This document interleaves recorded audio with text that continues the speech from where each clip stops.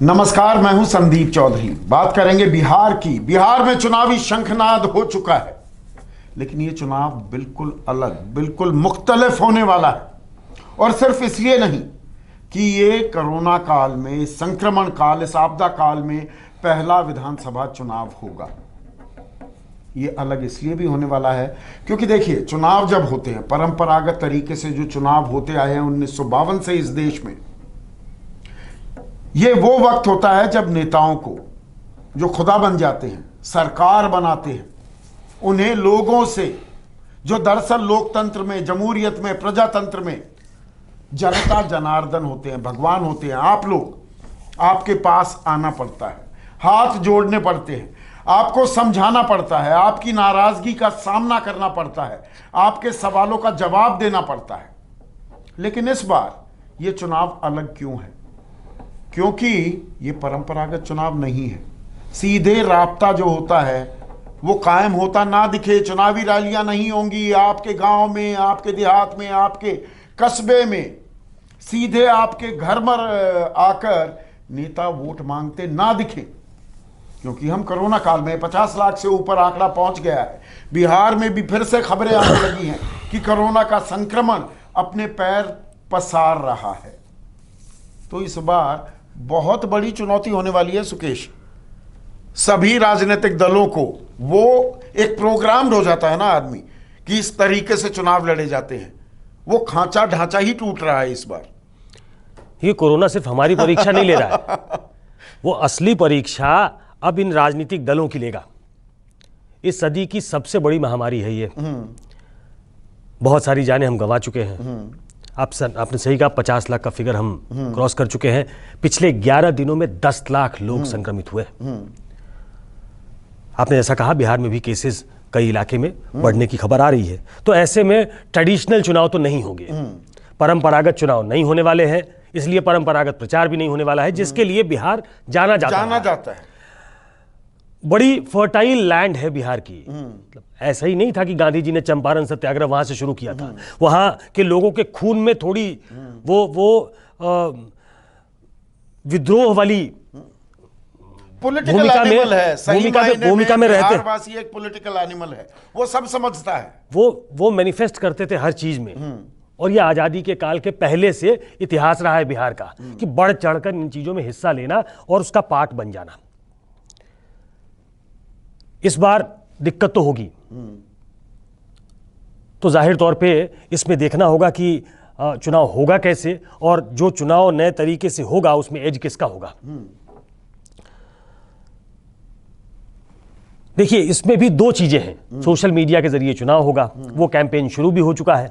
अलग अलग theme song बन भी चुके हैं। पहले वो थीम सॉन्ग दिए जाते थे, टेलीविजन पे चलता था, रेडियो पे चलता था, पॉलिटिकल पार्टीज एडवर्टाइज करती थी, अखबारों में इश्तेहार। वो तो आएंगे, पर इस बार हर घर में अखबार पहुंचे ये जरूरी नहीं है आज की तारीख में। बहुत लोगों ने अखबार बंद कर दिए हैं, अखबार वाले बहुत जगह अखबार पहुंचा नहीं रहे हैं। पहले आप गांव में जाते, आपने कवर किया है चुनाव, तो आप किसी चाय की दुकान पे चले जाए, बिहार में कोई सत्तू बेचने वाला है उसके दुकान पे चले जाए, वहीं तो नब्ज टोलते हैं जाकर हम। तो वहीं अखबार पे चर्चा आपको मिल जाती है। शायद इस बार वो नहीं दिखेगा आपको।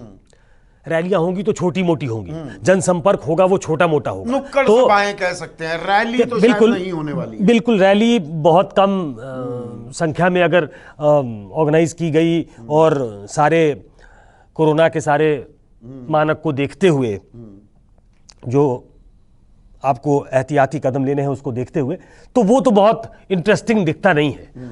अब सोशल मीडिया पे के जरिए कौन कितनी पैठ बना पाता है, उसको नीचे तक पर्कोलेट करके कौन ले जा पाता है अपने प्रचार को। इस बार का स्टार प्रचारक ये फोन होने वाला है। जो स्टार प्रचारकों की सूची होती है ना कि वो हेलीकॉप्टर से दिल्ली से पहुंचते हैं और रेला होता है और मेला लगता है, वो स्टार प्रचारक का सिस्टम खत्म। प्रचारक इस बार बहुत लोगों की लॉटरी निकला करती थी। बिल्कुल, ये बॉलीवुड से फलाने आ रहे हैं और ये गायक हैं। किसी का अपना कोई संपर्क है तो किसी अभिनेत्री को बुला लिया, किसी ने अभिनेता को बुला लिया, तो वो तो इस बार खत्म है। आपने ठीक कहा। फोन और राजनेता भी, जो स्टार प्रचारकों की एक अपनी सूची होती है, दिल्ली से लोग बुलाए जा रहे हैं, अलग अलग सूबों के मुख्यमंत्री बुलाए जा रहे हैं, वो इस बार वो तामझाम नहीं होने दिखता नहीं है कि ऐसा होने वाला। बिहार चुनाव में तो ऐसा होता हुआ दिखता नहीं है। हाँ। जो मतलब मुझे जो लगता है संदीप, इसमें भी बड़ा इंटरेस्टिंग कैच है कि जो सोशल मीडिया का चुनाव है उसमें जो चैलेंजर है और जो डिफेंडर है, किसके लिए आसान है? चैलेंजर के लिए क्या, जब वो जमीन पे जाता है, रैलियां करता है, लोगों के साथ सीधा संवाद करता है, तब शायद लोगों में वो जोश भर पाता है क्या? क्या वो सोशल मीडिया के जरिए पूरी सरकार को, व्यवस्था को, 15 साल की नाकामी अगर वो सोशल मीडिया के जरिए गिनाए और लोगों तक पहुंचने की कोशिश करे, क्या ये संभव है? क्या उसके लिए आसान है? या फिर डिफेंडर के लिए यह आसान है कि हमने 15 साल में जो किया है, सोशल मीडिया पे उसका एक लेखा जोखा डाल दिया कि ये 15 साल में हमने किया है, हमारा विजन ये है, और उस पे एक अग्रेसिव कैंपेन चला देना? कौन फायदे में है? अब इसका कोई टेस्ट अभी तक हुआ नहीं है कि चैलेंजर के लिए आसान है या डिफेंडर के लिए आसान है। तो ये बड़ा इंटरेस्टिंग सा चुनाव है। आपने बहुत ही बढ़िया फर्क किया है, चैलेंजर और डिफेंडर। और इसीलिए ये एंटी इनकम्बेंसी शब्द जो पिछले 4-5-6 साल में अब बहुत कम इस्तेमाल होने लगा है, क्योंकि एंटी इनकम्बेंसी को बीट कर रहे हैं। और वो बीट करने में जो ये अश्वमेध यज्ञ, जो ये घोड़ा जो चल रहा है ना, नरेंद्र मोदी, वो अब मुझे ध्यान आता है 2019 का चुनाव, 7 चरण में चुनाव हो रहे थे उत्तर प्रदेश में, अलग अलग जगह। अब लोग कहने लगे तीसरे चौथे चरण के बाद कि नहीं, वो ऊर्जा नहीं दिख रही है, तो प्रधानमंत्री ने सडनली बॉम्बार्ड करना शुरू किया। और यह विधानसभा चुनाव में भी हमने होते देखा है कि स्टार प्रचारक, उनका पुल होता है, उनका एक करिश्मा होता है। लोग नाराज भी हैं, वो देखते हैं अरे ये आकर उन्होंने ये बोल दिया, और मूड बदल दिया।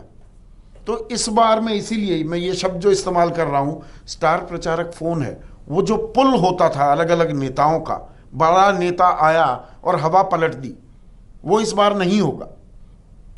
वही संकेत तो साफ ये दिख रहे हैं।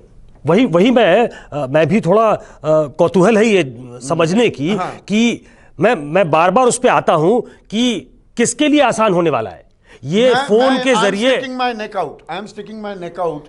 डिफेंडर के लिए मुश्किल होगा, क्योंकि defender big event, mega rally करके और लोगों को समझाने में कामयाब हो जाता है। अब समझाने के लिए ये टेलीफोन नाम का भूत है, और यहां पर कंजम्पशन अपने हिसाब से आदमी करता है। वो एक रैली में, एक मैदान में, ग्राउंड में आकर 2 घंटे के लिए मंत्रमुग्ध होकर आपकी बात नहीं सुन रहा है। उसका कब दिल किया, कैसे किया, वो तब देख रहा है आपको। नहीं, पलट के ये भी कहा जा सकता है कि जो चैलेंजर है उसकी बात उस लेवल तक नहीं जा रही है। हर दिन आप देख रहे हैं 23 तारीख तक 6 रैलियां प्रधानमंत्री की वीडियो कॉन्फ्रेंसिंग के जरिए होने वाली है। उसको रैली इसलिए कह रहा हूं क्योंकि जनता भी जुड़ती है उससे, मुख्यमंत्री भी जुड़ते हैं, और वो कुछ ना कुछ नई घोषणाएं कर रहे हैं। सैकड़ों करोड़ यहां, 1000 करोड़ यहां, कहा जा रहा है 1000 से 11,000 करोड़ रुपया वो देने वाले हैं। उन्होंने दरभंगा में एम्स का उद्घाटन कर दिया है। उन्होंने हवाई अड्डे, मछली पालन के लिए, मत्स्य पालन तो पहले किया था, अब दरभंगा, वो जो पूरा मिथिलांचल का इलाका है, वहां हवाई अड्डे का आना, वहां एम्स का खुल जाना, जो बहुत दिन से डिमांड थी लोगों की, प्रधानमंत्री ने पंप इन करना शुरू किया है।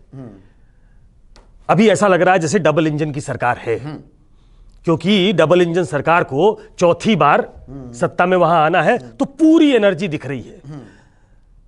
कहने की जरूरत नहीं है कि 23 तारीख तक इतनी घोषणाएं होंगी और उसके बाद चुनाव आयोग पिक्चर में आएगा और चुनाव का ऐलान हो जाएगा। तो क्या ये अफेक्ट करेगा? क्या ये फौरी तौर पे जो उस समय लोगों को उस इलाके में मिल रहा है, क्या ये इम्प्रिंट छोड़ जाता है? क्या ये दूर तक मारता है कि इस सरकार ने हमें ये दिया है? या फिर तेजस्वी यादव, जिनके, अब मैं आपको बताऊं, मैं देख रहा था कि 2013 दिसंबर में तेजस्वी यादव ने ज्वाइन किया है ट्विटर को। ये एक प्रचलित माध्यम है आज की डेट में, फेसबुक, ट्विटर। तो उनके 2.5 मिलियन फॉलोअर्स, 25 लाख फॉलोअर्स हैं। 2010 में, हालांकि एक्टिव नीतीश कुमार बाद में हुए, लेकिन 2010 में ज्वाइन किया था नीतीश कुमार ने, सीएम है वो, उनके 60 लाख फॉलोअर हैं। उप मुख्यमंत्री हैं, उन्होंने 2011 में ज्वाइन किया, उनके 21 लाख फॉलोअर हैं। अब हर नेता, हर राजनेता जो कम से कम प्रमुख पार्टियों का है, उसे मालूम है कि ये एक माध्यम है, ये कोरोना काल से नहीं, कोरोना काल से पहले से, लेकिन ये एक ऐसा माध्यम इसे बनाना पड़ेगा जो उनके फ्यूचर को शेप करने वाला है, जो उनकी पॉलिटिकल इनिंग को शेप करने वाला है। ऐसा किसी ने सोचा नहीं था। इसका इस्तेमाल कैसे कर पाएंगे? नीतीश कुमार और मोदी तो करने में लगे हुए हैं। क्या तेजस्वी उसी शिद्दत के साथ, उसी एनर्जी के साथ, उसी अपनी चैलेंजर वाली एटीट्यूड के साथ, क्या वो सोशल मीडिया के जरिए वहां तक पहुंच पाएंगे, या फिर उनका वोटर जो है वो लालू स्टाइल वाला जो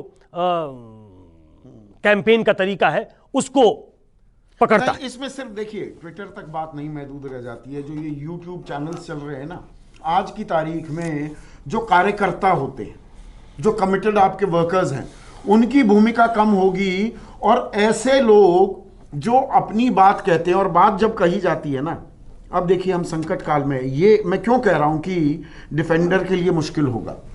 एक तो आपदा काल है, आप कहते रहिए, और ये हकीकत है, ये सरकार का किया धरा नहीं है। सरकार थोड़ा महामारी लेकर आई है, वो केंद्र हो या बिहार की सरकार हो, लेकिन बिहारवासी तड़प रहा है ना, परेशान है।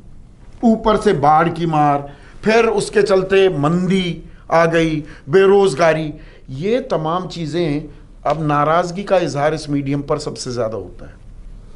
इस पर गाली देने का भी एक औजार है ये, और गाली जब दी जा रही है तो आधा काम चैलेंजर के लिए तो वो लोग कर रहे हैं जो हो सकता है उनके कमिटेड वर्कर्स भी ना हो। और दूसरी तरफ देखिए, जब हम बीजेपी की बात करते हैं, जिसका फायदा जेडीयू को भी होता है, वो 24/7 इलेक्शन मशीन है। नहीं, वेल ऑयल्ड मशीनरी है वो, वेल ऑयल्ड मशीनरी है। कार्यकर्ता हैं, वो घर घर जाकर लोगों को समझाते हैं। अब सूरत का आप देखिए, सूरत में नाराजगी थी चुनाव के दौरान, लोकसभा चुनाव में अमित शाह वहां गए और एक पर्सनल कम्युनिकेशन करके लोगों को कन्विंस किया, तो वहां पर नतीजे बिल्कुल उलट आए। बल्कि मैं गुजरात विधानसभा चुनाव की भी आप बात करें, जीएसटी के चलते जो नाराजगी हो रही थी 2017 में, जून में आ गया था, और जीएसटी और नोटबंदी की दोहरी मार चल रही थी। पर आप देखिए, जो 99 पर भी आई बीजेपी, बचाया कहां पर? सूरत, अहमदाबाद, बड़ौदा, शहरों ने बचा लिया। ग्रामीण इलाकों में सुपड़ा साफ। तो मैं इसीलिए कह रहा हूं कि चैलेंजर के लिए ये आसान हो सकता है, डिफेंडर के लिए बड़ी मुश्किल होगी, क्योंकि उनके पास महारथी हैं। वो महारथी जब जाते हैं दुनिया के सामने तो वो कुछ और करिश्मा करते हैं। इस पर तो रोज देखे जा रहे हैं। इसको थोड़ा आगे बढ़ाता हूं। अब हमने सोशल मीडिया पे बात की कि कैंपेन आगे बढ़ेगा कैसे। चलिए, कैंपेन तो दोनों तरफ से होगा, जनता उसको कैसे लेती है ये देखना पड़ेगा। हाँ। लेकिन आपको वोटिंग पैटर्न भी देखना पड़ेगा। वो निर्धारित करता है, वो आपको पुश देता है कि आप वोट करो, आप हमारे हो तो हमारे लिए करो, आप हमारे हो तो हमारे लिए करो। जो ट्रेडिशनल वोटर है लालू यादव का, जो ट्रेडिशनल वोटर है आरजेडी का मूलतः जो वोटर है, उसके बारे में कहते हैं कि बड़ा अग्रेसिव वोटर है। वो लाइन में लगकर वोट करता है। हाँ। वो पीछे नहीं हटता। वो वोटिंग को अपनी राइट समझता है। उनमें बहुत सारे वोटर ऐसे हैं जिनको वो राइट की तरह तब लगा जब लालू यादव ने इस पूरी मुहिम को खड़ा किया कि दरअसल आपका वोट है, आपकी सरकार है। कोई वोट बूथ छाप लेगा, आपने वोट दिया नहीं और आपका वोट डल गया, ये परिपाटी खत्म हो गई। अब उसका वोटर ज्यादा सजग है।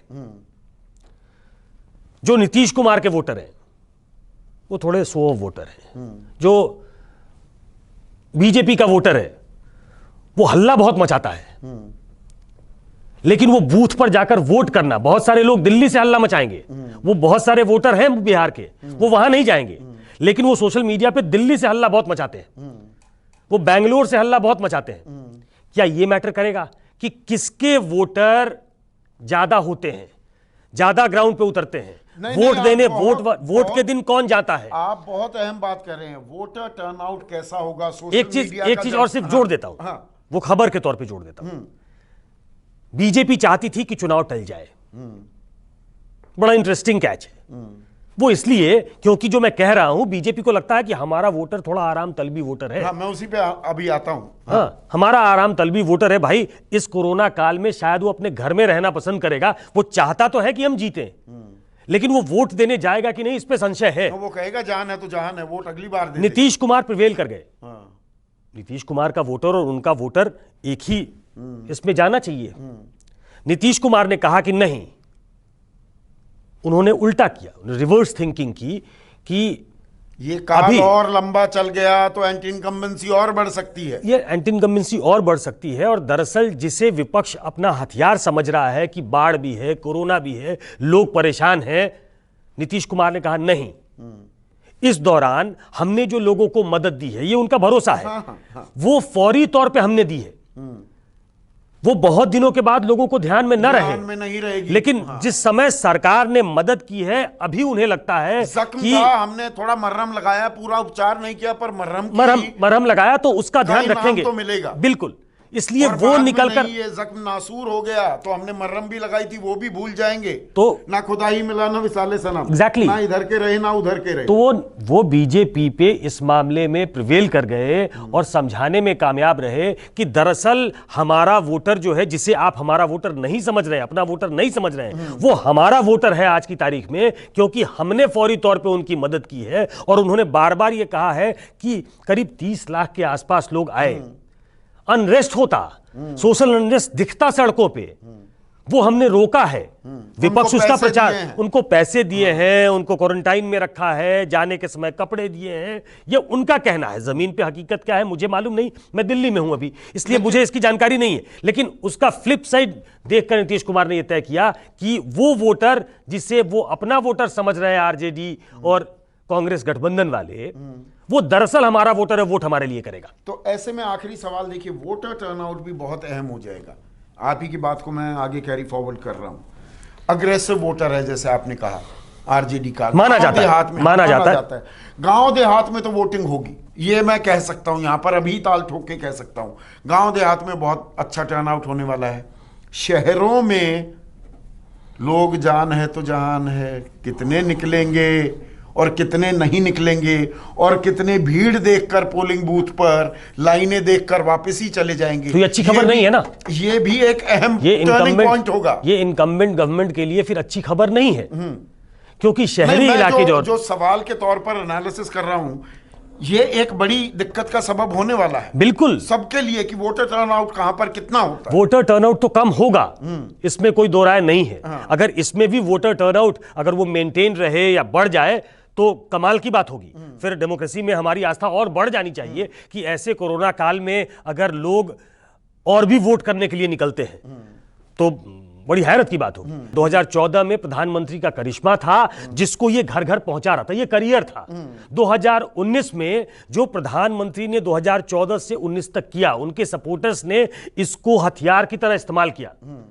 ये दरअसल प्रधानमंत्री घूम रहे थे, आप प्रधानमंत्री, यस, केक तैयार हो गया, यस, केक तैयार था। आप या 2014 और 2019 के प्रधानमंत्री की रैलियों की तुलना कर लीजिए, और कोई विश्लेषक शायद आपको बता दे, अगर हम विजुअल के साथ इसको अगर हम तुलना कर सकते, अभी तो नहीं कर सकते, तो आपको दिखेगा कि 2014 में ज्यादा एनर्जी दिखती थी प्रधानमंत्री के कैंपेन में। 2019 में यह काम फोन ने संभाल लिया था।